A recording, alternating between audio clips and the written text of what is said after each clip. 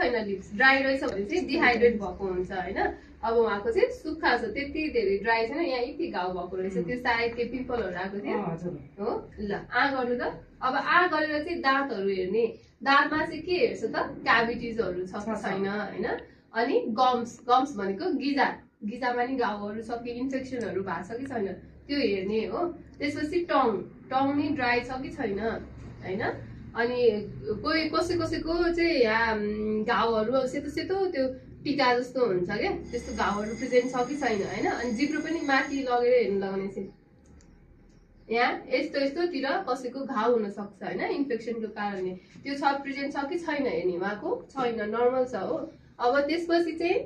हामी टन्सिल हेर्छौं है गर्नु त टन्सिल हेर्दा चाहिँ हामीसँग त्यो टङ डिप्रेसर हुन्छ त्यसले थिचेर चाहिँ टन्सिल हेर्नुपर्छ है गर्दा आवाज आउने नि अनि टर्चले हेर्नु ल बन्द गर्नु त्यो हेर्दा चाहिँ हामीले के हेर्छौं त हाम्रो टन्सिलमा चाहिँ सोइलिङहरु छ कि हो रेडनेसहरु छ कि अनि यो साइडको ग्ल्यान्डमा पनि टन्सिलाइटिस भएको बेला चाहिँ घाउहरु देखिन सक्छ सेतो टिका जस्तो टिक टिक टिक टिक टिक परेको हैन त्यस्तो प्रेजेन्ट छ कि अथवा सोइलिङहरु मात्र छ कि हैन सोर थ्रोट